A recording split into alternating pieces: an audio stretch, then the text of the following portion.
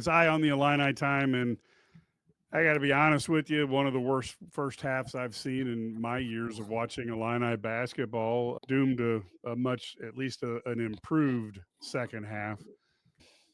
Brad, this is a team that they lost to that there's just really no way you can really justify this loss. That's a bad loss. I don't know. I don't think Nebraska's as bad as everybody thinks. I just am more concerned with the way Illinois played. If Nebraska had come out and played like lights out and did things really well, but it was just more that Illinois just sucked. Yeah. There's no other way to put it. They got outplayed. They got out executed. They got out coached. Fred Hoiberg just ran circles around whatever Brad Underwood was trying to do on out of bounds plays. I think they just shot it. They got another dunk or another wide open three or another baseline 15-footer the last time I got there. And Illinois can't inbounds the ball on the sideline again. I have to say, okay, you're bringing the ball down. Was it the Michigan State game? Illinois did not. They didn't call timeout and they turn it over, right? This game, they're tied. They call timeout when Nebraska has 3 fouls to give. I know. You basically give them a chance to coach their guys. I'm not upset with it's not so much loss the way they lost. You make them play that out. Or here's what you do. You bring down if they do start fouling, then you know what you do? Then you could use your timeout after they foul a few times. I just don't know. I don't understand it. It doesn't make a lot of sense to me in that regard. I would like to see them. I thought of all the guys, I thought Will Riley gave him a nice lift in the second half. He gave them some energy, made some shots. Draven Gibbs-Lahorn just continues to play well. They got to play him more. Yeah, how many minutes did he end up with tonight? He ended up with 24. 24. In an overtime game. Yeah, he should have probably had 30. He should have 30 because Yakachonis keeps throwing it to the other team. I don't know. Other team. The problem is you saw them go small. I don't know what the deal is with they go small and there's 3 small guys out there. And then Yakachonis gets beat on the rebound because he's guarding Gary. Basically I don't know. They just have to do a better job. They have to be tougher, but Draven Gibbs-Lahorn has to play more. If it means you take KJ out more, fine. If it means you take Kylan Boswell out more, fine. But the dude needs to play more because he's like giving them such a lift and he brings so much energy. So I think he needs to play. The other thing is, I don't know how you can, the first 2 plays of overtime, we get Ben Humrickhouse shots, which is fine if he's making them. He hadn't scored that yet in the game. It didn't make any sense. I'm not against a guy shooting, like who's a good shooter. But when you're missing every shot, why are we running shots to them? I just don't get it. Reverse psychology. Really, is that what it is? Like eventually, I don't know. And we know Nebraska gives up a ton of threes, and Illinois started making a few, and it clicked and stuff. But yeah, what they have 14 second half turnovers or something like that, or second half and overtime 14 turnovers. Just can't win like that. You can't win that way. Yeah, the 17 turnovers against a team that is literally slow as molasses, and is not pressuring you. Yeah, I don't get it. It's really hard to do what they did, to play as bad as they did. And what happened to, I just feel like Morez Johnson also isn't playing with the same energy because he's trying not to foul. Yeah, I agree. His whole thing is just playing not to foul. Right? And because he gets those foul calls, he got one for standing there one time. One of them was a foul. I'll give him one of those was a foul, or in the first half, but then there was one for going straight up and another one for standing in the wrong spot. Evidently, you can't be on that spot. He gets a lot of fouls that aren't, like I said, the refs didn't cost this game, but it's amazing to me the amount of non-contact fouls. And if you wanted to watch, what's his name, Morgan, off the ball, watch the number of times that he would literally run into Morez and just slam into him. And if you're going to call nothing for Morez, call him something when he gets contacted. But again, you can't turn over 17 turnovers against Nebraska. I'm not certain if the 3 of us would turn the ball over that much. Yeah, you have to throw it to them for that to happen. 11 turnovers in the second half and overtime. That's not good. I want to keep my job. I love you guys, so I'm not going to go off the deep end and freak out. I will say congratulations to Nebraska and Fred Hoiberg. I am puzzled at things that I saw tonight. Brad hit on so many great points. I don't even know where to begin. the one thing I will say, and I'm going to turn it back over to you two, I don't care how much NIL money a player has, what universe he is from, if he's a part of the DC universe or Marvel's universe, I don't care. You play the guys to win. The score, Draven Gibbs Lawhorn tied the score at 20. Then he gets in the game and ties it at 70. And his ass is on the bench again.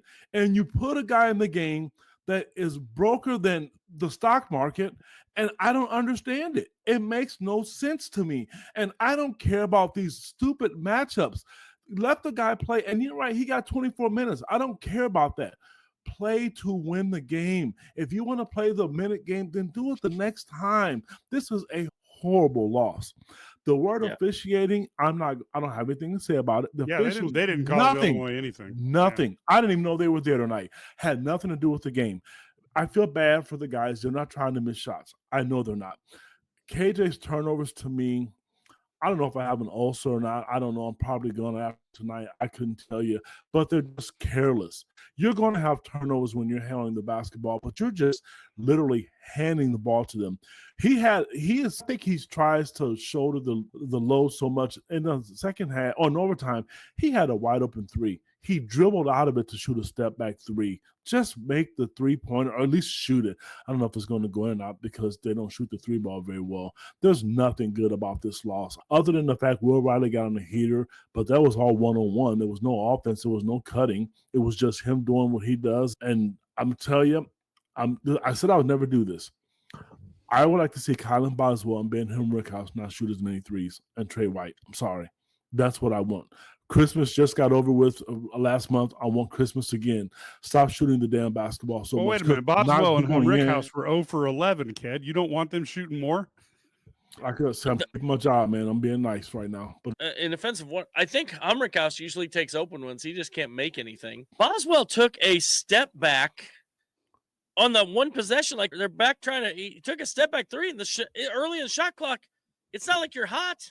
You know what I mean? He going to his right. It was just a terrible shot. He had a couple of clean ones, but they take too many. I thought Humrickhouse rushed one. The first one he took in overtime, when he took it inside, the shot clock was later shot clock, whatever.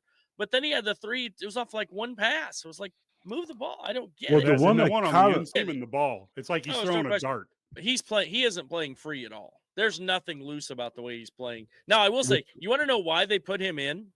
Who? You want to know why? Yes. Humrickhouse. I can tell you why they put him in on defense.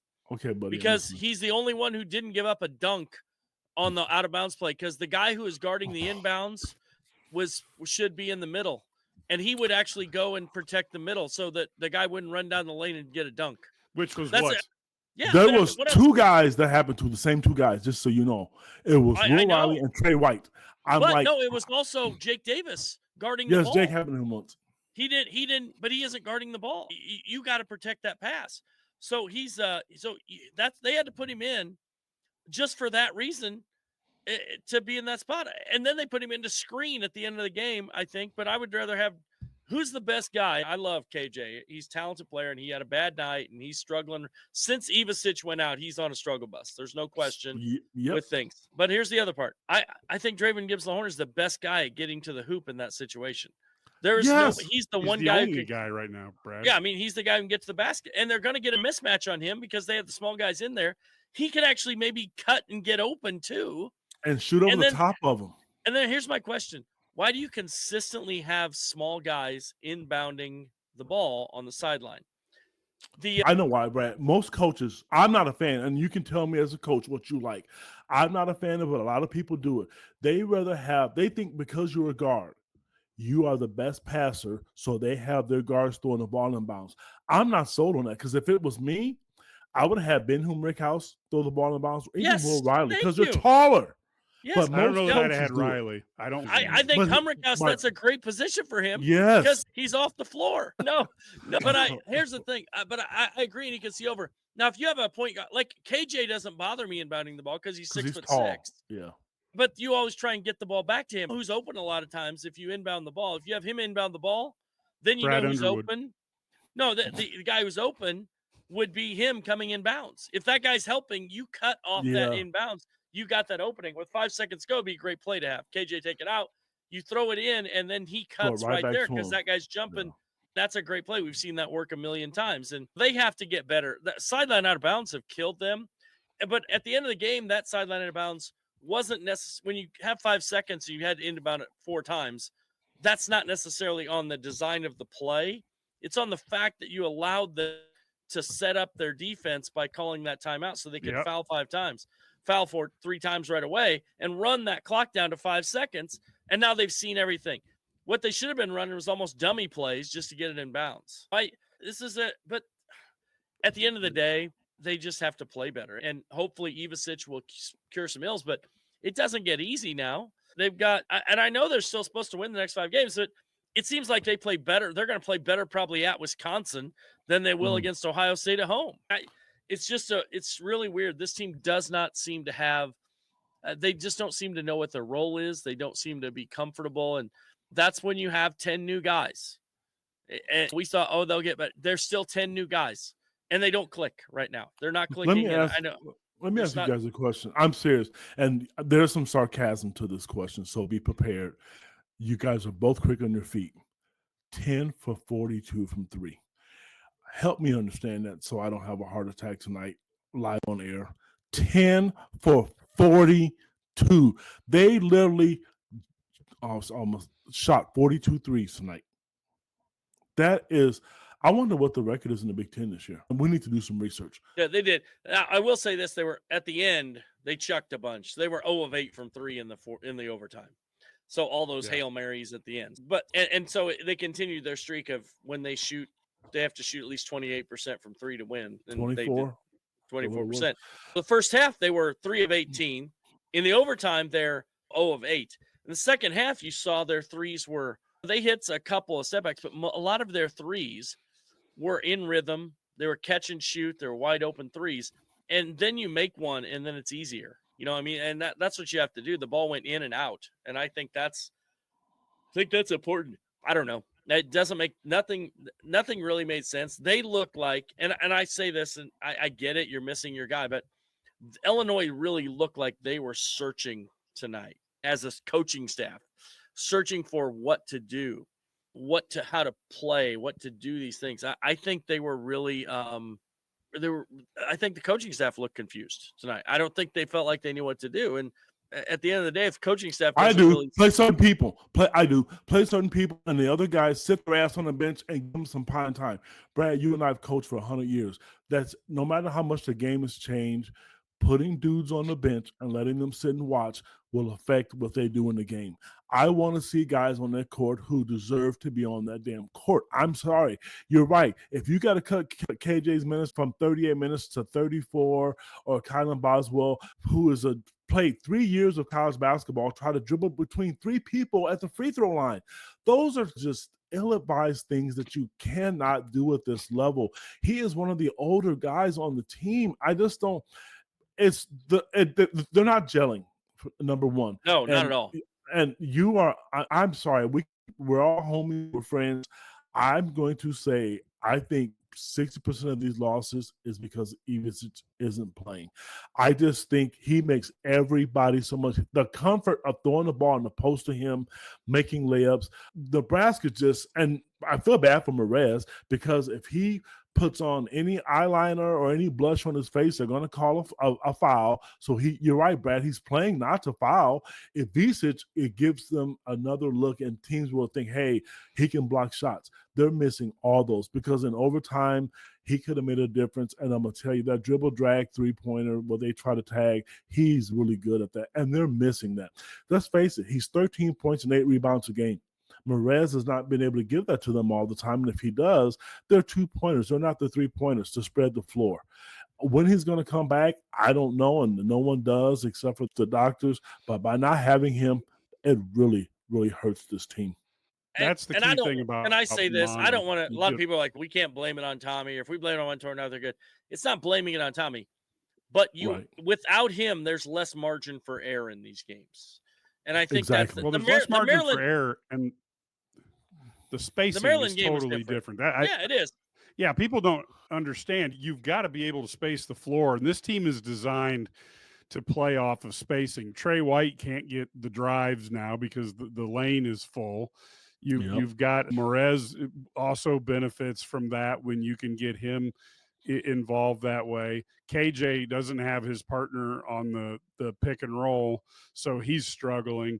And again, I'm not saying Tomislav is Bill Walton or anything, but the way this team is constructed, it's unfortunate, but he's the only big. I'll tell you who I missed tonight, and you guys are your head's gonna explode. I miss Coleman Hawkins tonight because you could use. He's a little more Tomislav in terms of offensively, but again, it's just that everything is off a little bit for these guys, and like Brad said, things are off, and they don't gel. And then KJ is starting to. He does too much, where he brings the ball right in front of him. And when you got the ball right in front of you, that's how he got that shot block when the guy just took it right out of his hands. You can't bring it up right in front of somebody in slow-mo. No, I agree. How about this? We always talk about there's no spacing. That's fine. But Andrew Morgan doesn't space the floor. Raleigh Worcester doesn't space the floor.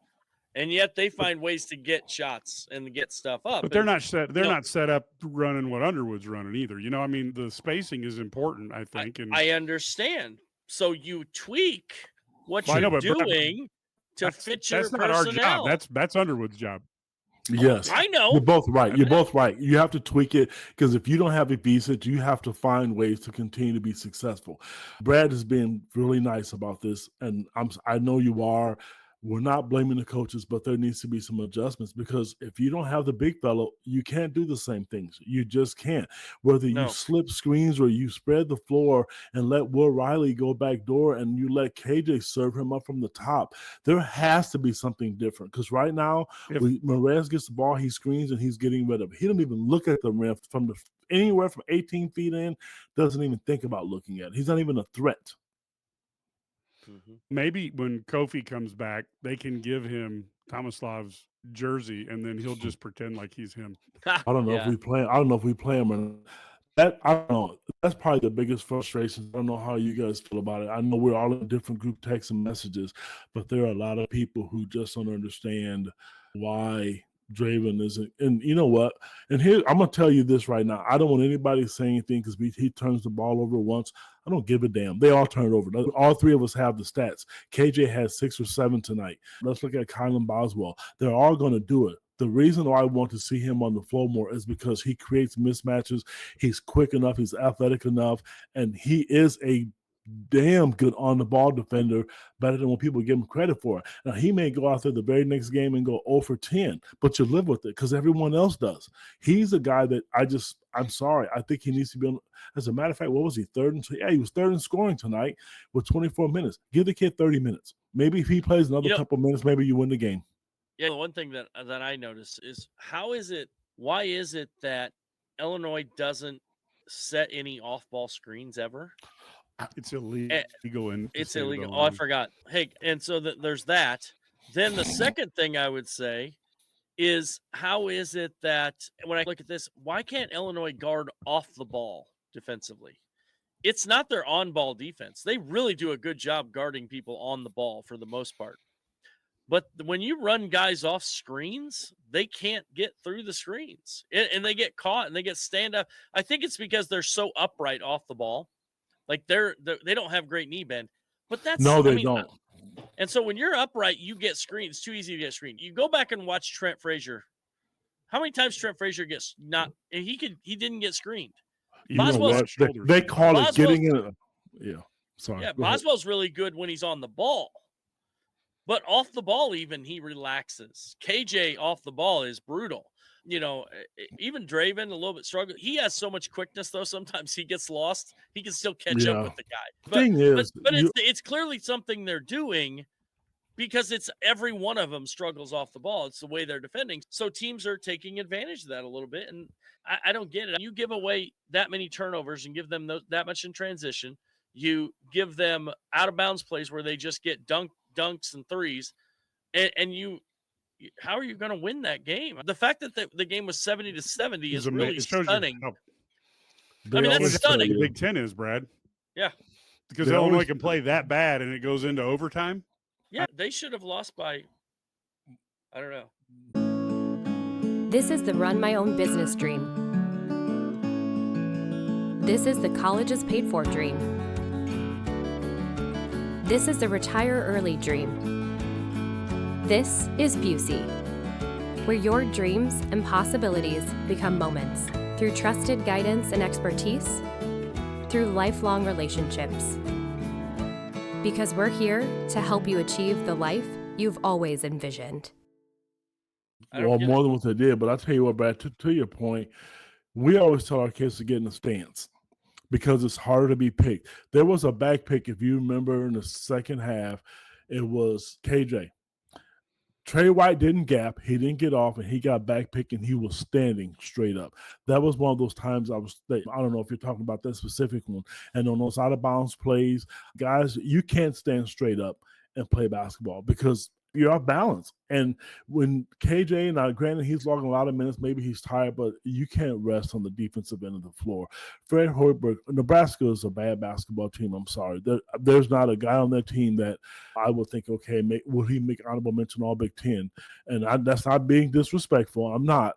But you let a basketball team like that, and Fred Hoiberg, who's to me is a good X's and O's coach, he'll carve you apart if you can't guard.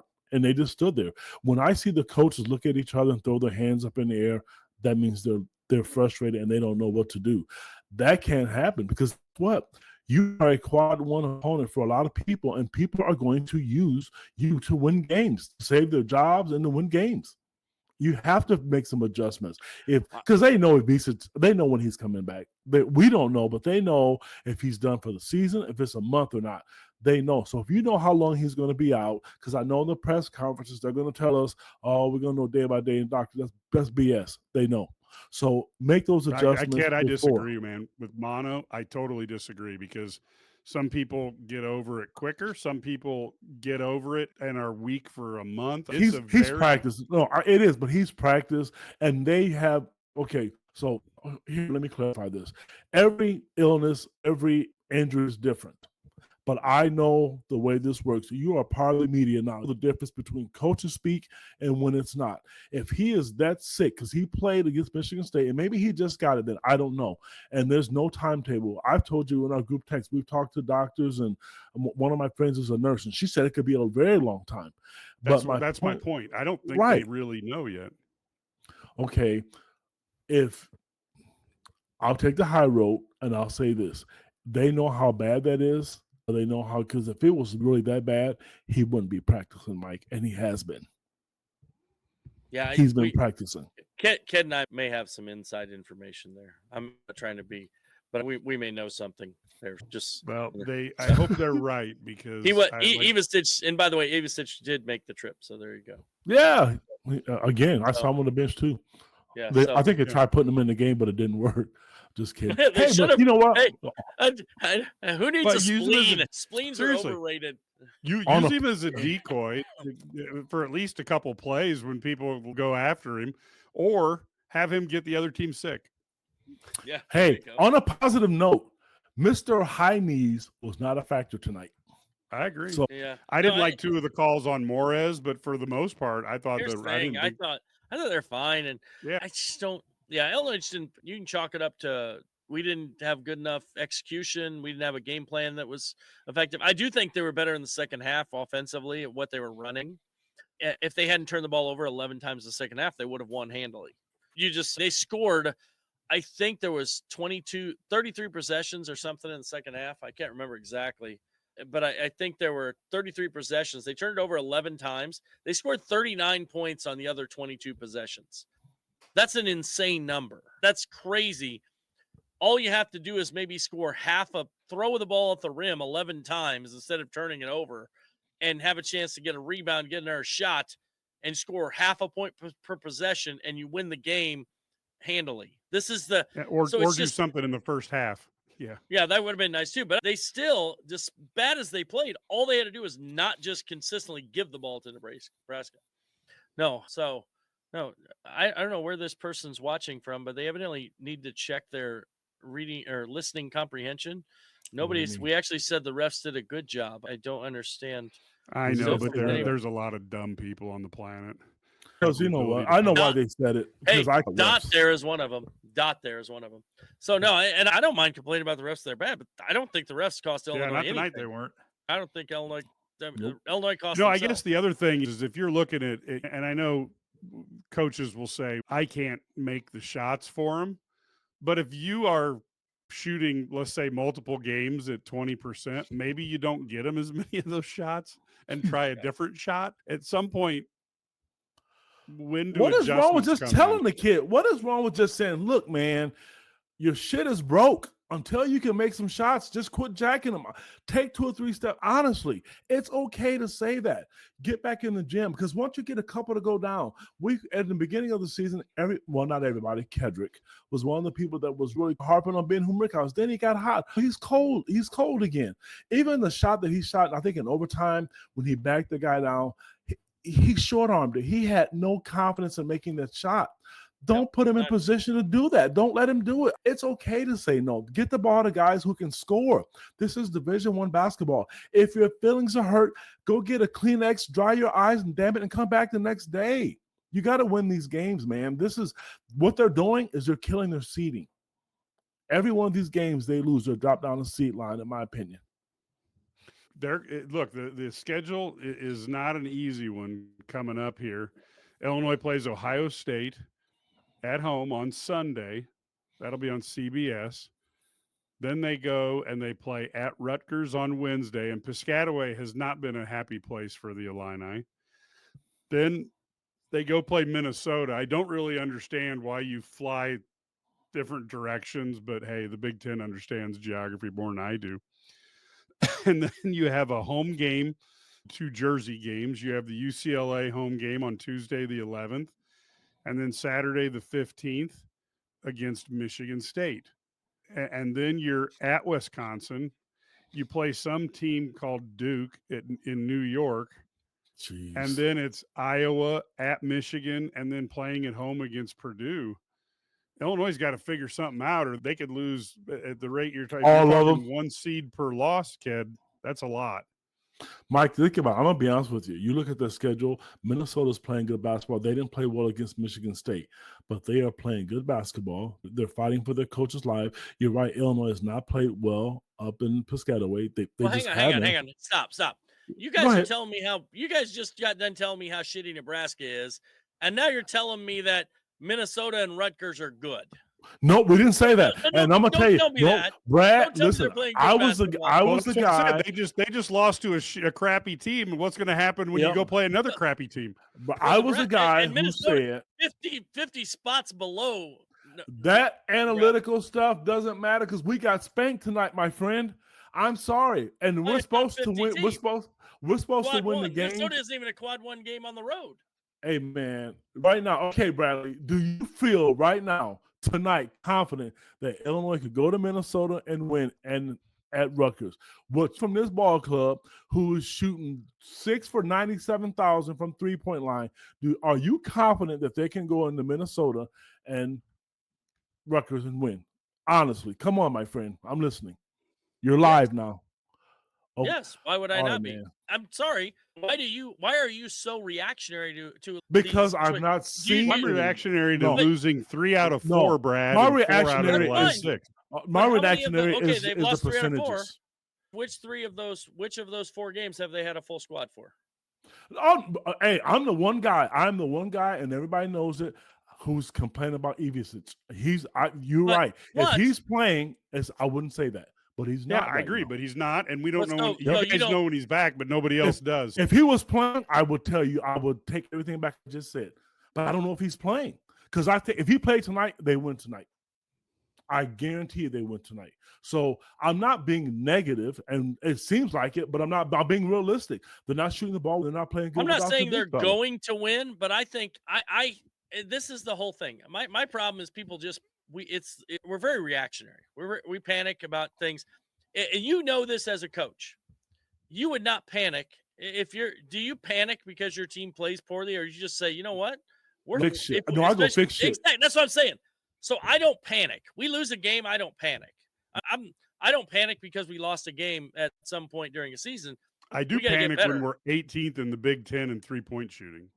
That's a That's concern. terrible. It's terrible. But at the same time, like it's So what if do you do different, Brad? Because it's no longer like November, right? We're almost in February. Yeah, they're So what do we take them to? Do we take them to a seance and talk with? No, I think Ken talked about it. You have to take better shots. Yeah. And I'm There's not a lot of open shots And again, tonight. I want you to understand, but okay, that's fine. A lot of these open shots are, you have to look at where the pass comes from when people shoot as well. Go back, and I'll break down the film if I need to explain this to the masses. But watch when the pass comes from the side versus when the pass comes from inside or cross court. The shooting percentage is markedly different. And then the other thing is, you watch Kasparis. I can tell you he's going to shoot 50% going to his left on that setback. If he's going to his right, he's probably going to miss. Yep. It's just the way it is. Everybody has tendencies. So as a player, you have to know that. As a coaching staff, you have to know that. Kylan Boswell if he's going to his right, he can't shoot a three either. And so his step back's always got to be his left. And so the other thing is, I don't want them shooting step backs. I don't want them shooting pull-ups off the dribble unless they're hot. Even Will Riley, he got hot tonight. So, okay, once you make an open catch and shoot, make it. But like, how many times did we see them tonight? And I'm not against threes. Like I love shooting threes. But here's the problem. They would drive past a guy who chased them off the line, and they literally a couple of times dribbled back out to the three-point line so they could take a contested fall away. Yeah. Kids talked about it. Take the pull-up jump shot. Take the floor. Yeah. I did see Kylan Boswell shoot a teardrop tonight, and it went in. Yeah. How about that? That shot is there all the time. And then if you make a couple of those, guess what? Now they have to guard you on that pull-up, that little thing there.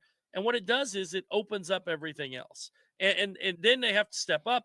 You get to the rim. You can kick out easier, all that stuff. And then they can't go as hard at you at the three-point line too. Yeah, they've got a lot to fix. And folks, we are just about out of time tonight. We have to do a radio broadcast for tomorrow. This is something that we love talking about this stuff. And if we all took the same side on things, this wouldn't be near as interesting of a podcast. What we do want, though, is we will be back. Obviously, we will be back we will do a halftime live for the Ohio State game, and obviously a post-game show with Ohio State on Sunday. I would encourage you to listen to the Illini Guys Sports Spectacular or go onto our YouTube page. We actually published our interview with Bruce Douglas, which was fantastic, where he talks about his friend Ephraim Winters. Of course, you older fans will remember Ephraim was one of the OGs for bringing this program from the dead zone back to something big. He, along with Bruce Douglas, Eddie Johnson, Derek Harper, kind of made Illinois a program again. It's a great interview. Larry, Brad, and myself had a chance to talk to him, and it's well worth watching. You can get it on YouTube or the front page of IlliniGuys.com. We will be back. We ask you to go ahead and subscribe to IlliniGuys.com on YouTube, or go to our website where you can listen to all the rumors and stuff that Brad and Ked can't talk about publicly because there's nobody who's exactly willing to go on the record. So we can talk about rumors, innuendos, and things like that on our message boards, IlliniGuys.com. You can see how to register there on our front page. Until next time, folks, it was a ugly win today, but it's only counts as one loss, and there's another game on Sunday. So the Illini need to put this behind them and move forward against the Buckeyes. Until then, go Illini.